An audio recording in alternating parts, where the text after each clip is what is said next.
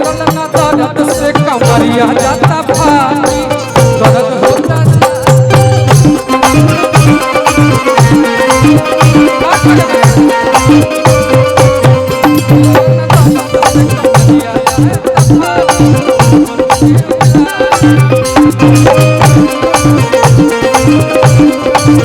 चंदन भैया गोलू भैया ही कौन आंसू बाबा आइए बस और कितना कौना माँ से बाबा मोर बियाह कइले और कि कौना माँ से विदा कइले हो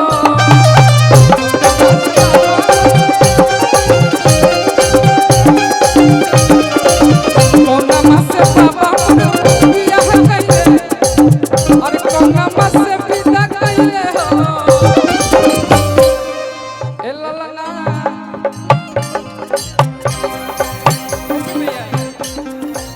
कल्लू भैया की मित्र हैं मेरे बड़े भाई बहुत बहुत पुरस्कार आशीर्वाद हमारे चंदन भैया के अरुण भैया के यहाँ तो रुकवे न करिए आज रुकी ही न दे हम फेरा में रहे कि जाके हम कुछ दे अतना न बड़ बड़ लोग बैठल बड़े कि हम का निकाली और जितना बड़ बड़ कलाकार गा के जैसे भी गईले हैं मरे लगभग बहुत अच्छा अच्छा गाना गाए हैं हम थोड़ी ना कुछ बोल रहे हैं कच कच महारत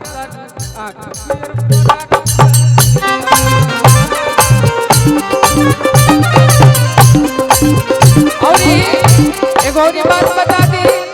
चंदन भैया गोलू भैया हमारे कल्लू भैया के आशीर्वाद से रोशन भैया के आशीर्वाद से धनंजय मामा के आशीर्वाद से एगो फिल्म में हमारा काम मिलेला बड़का भैया पवन भैया पावर स्टार के साथ जोनो फिल्म के नाम है साहबाद और वही साहबाद में बानी कौना माँ से पापा मोर बियाह कइले कौना माँ से विदा कइले हो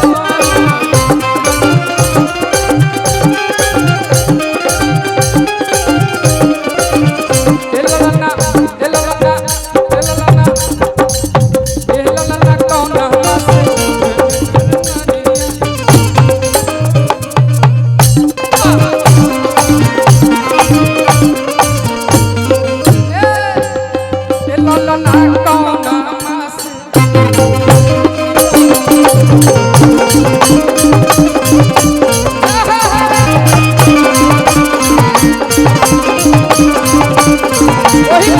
अब डांस होगा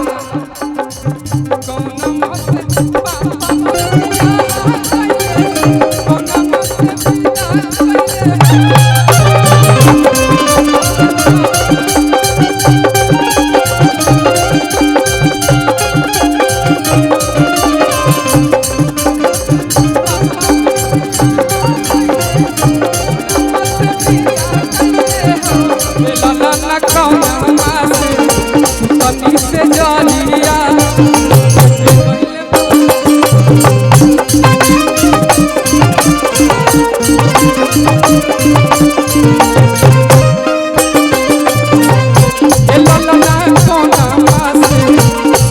से जालिया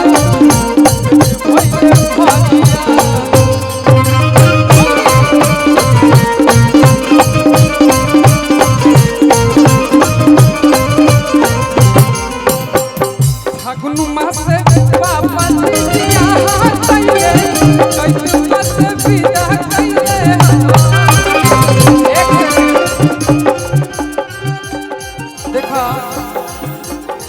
पापा तो पहले से बनल बारे कल्लू भैया पापा तो पहले से बनल बारे चाचा बनल पर इतना खुशी बा बुझाता इनको हाथ बा कौन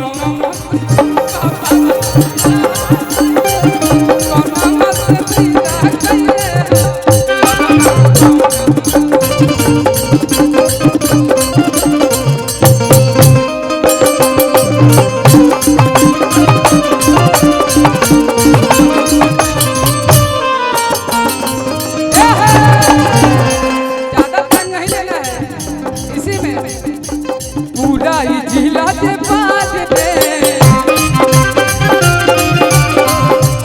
एरिया हमार दे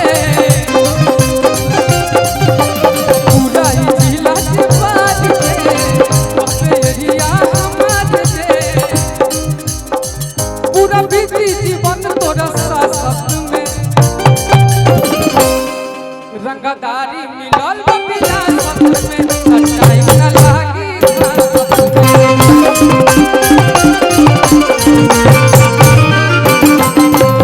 ये हमार टूना भैया के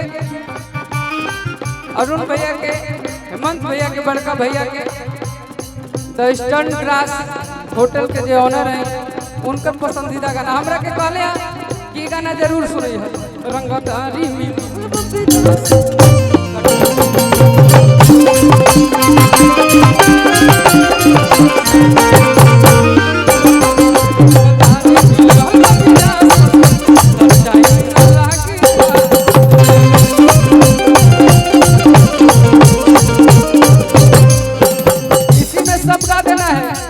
सब कलाकार सैड सॉन्ग गा के गईले तो हम सोचत नहीं तू लाइन गा एगो हम गाना बोलबे हाल पूछा तारू काहे बेहाल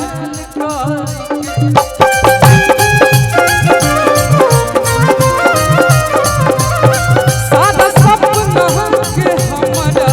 मलाल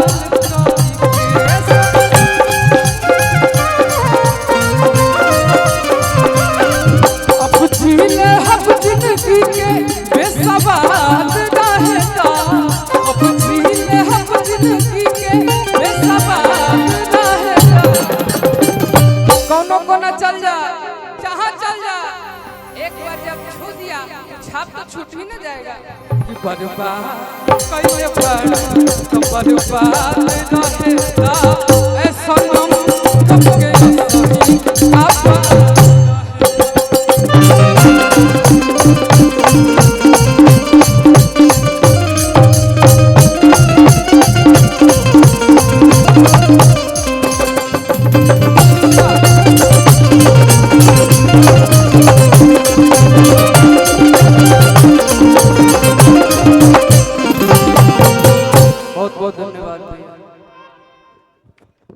बिक्कू भाई के लिए एक बार जोरदार ताली पूरा गांव की तरफ से बजा दे लोग। और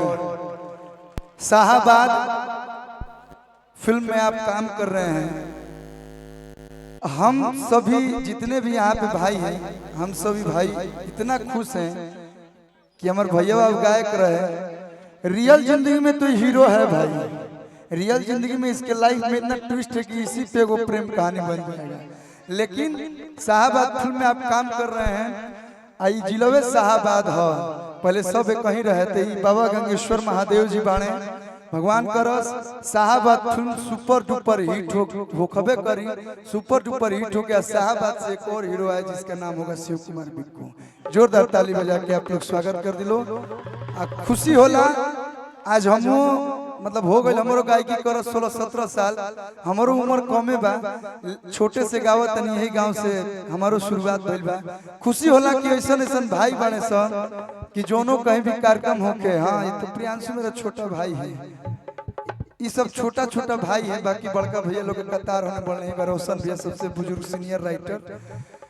ऐसे ऐसे भाई हैं कि हम कुछ कार्यक्रम रखें हमारे भाई सब। बहुत बहुत धन्यवाद भाई, जितना भी गार्जियन लोग आए बनी लोग सब लोग के धन्यवाद। हाँ